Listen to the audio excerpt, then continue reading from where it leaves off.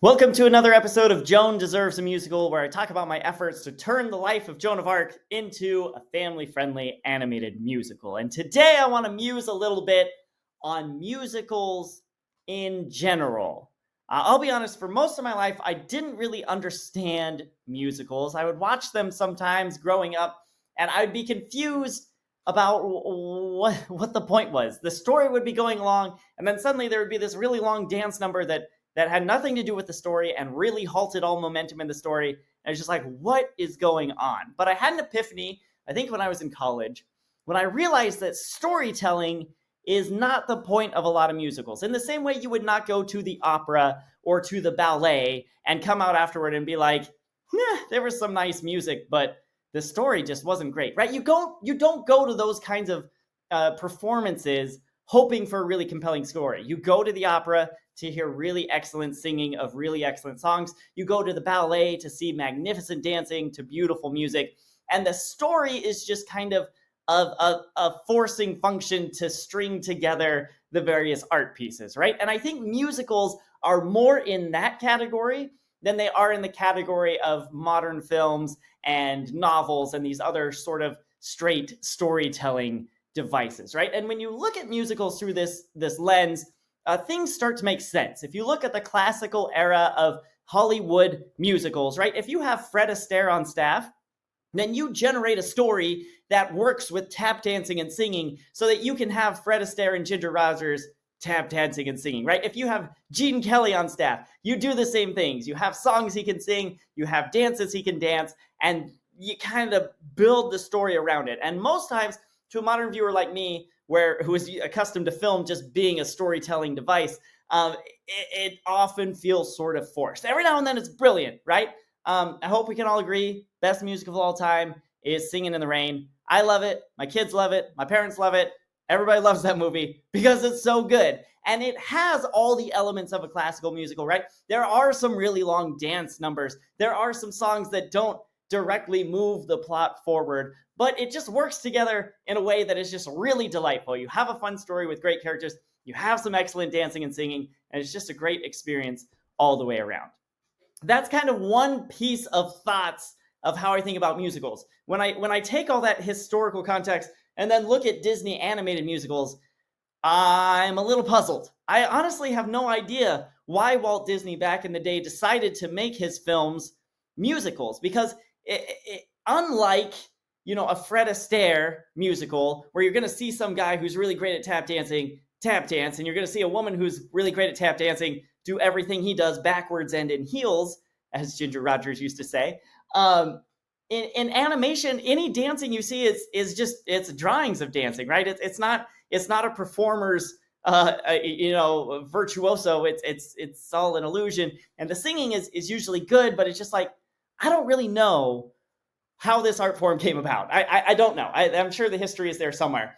But what is really unique when you get to the Disney Renaissance era, which I'm always pointing to as my inspiration for the thing I'm trying to create, is you start to get a really set formal structure to what musical storytelling is and can be.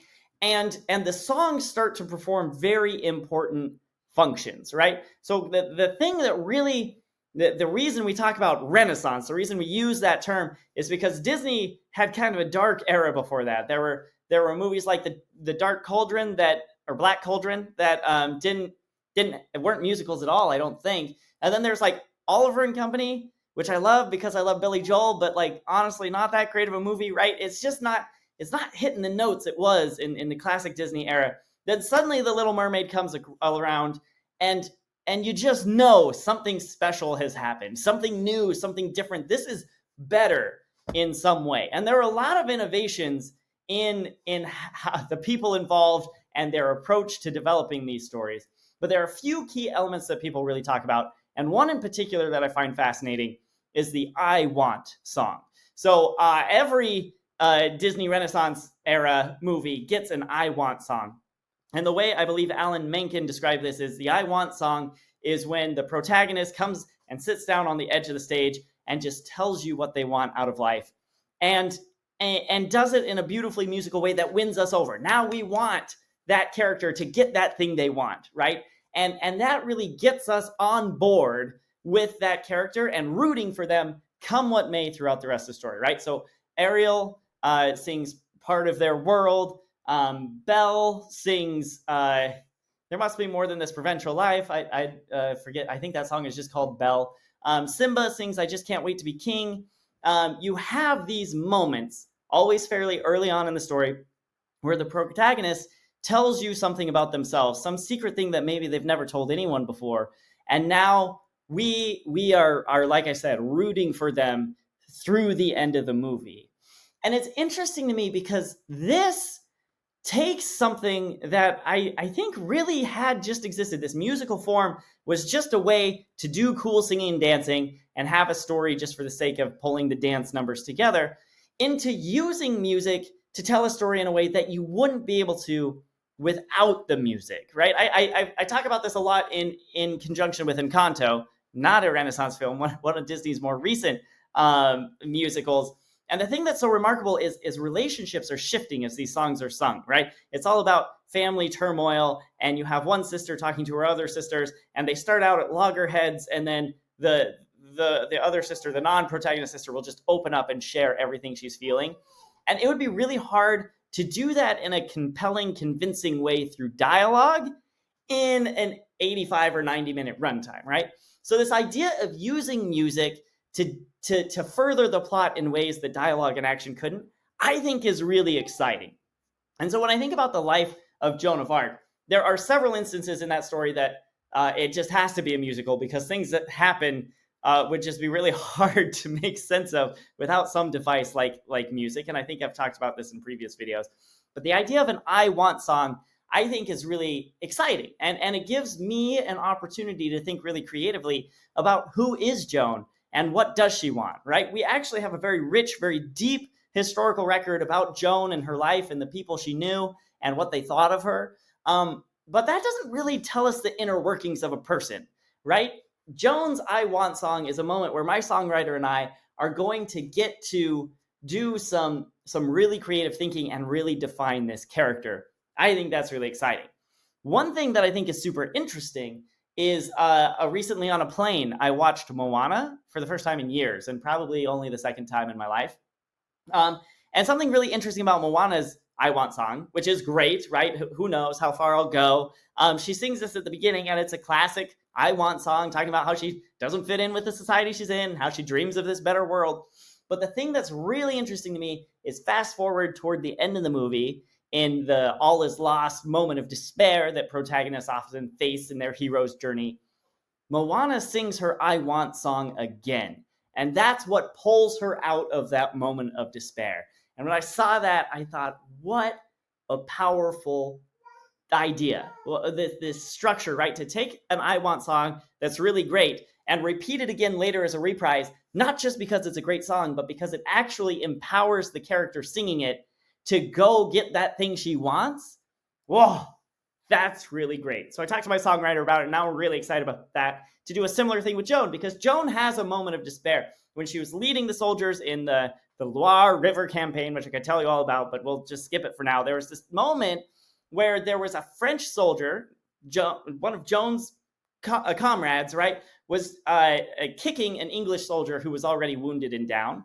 And that just made Joan's blood boil. She chased the French soldier away, comforted the dying English soldier, called over a priest to give him his last rites. And she had this moment of, whoa, why? These are the people, these are the good guys, right? These are the ones whose country I'm trying to rescue. Do they even deserve freedom if this is how they're going to behave? And I think for the first time had a really real moral quandary about what she was doing leading this army.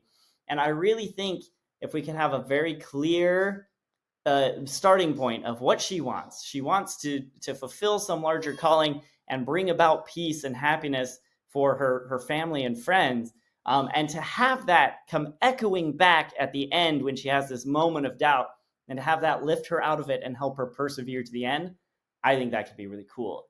And so this is moving us into this world where the music isn't just there because it's pretty. It's not just there because it's nice. It's not just there because it's fun and it makes you tap your toes. All of that is fine, and it works really well in some movies. But in my movie about Joan of Arc, I want the music to do very important things with the audience's relationship with the characters and with Joan in particular. And I think having sort of this symmetry where the song appears at the beginning and the end is going to be really powerful and very nice. So I'm hoping we can pull that off. So that's my thoughts on musicals in general, but I Want songs specifically. Yeah, I'd love to know your thoughts about it and any insights you have.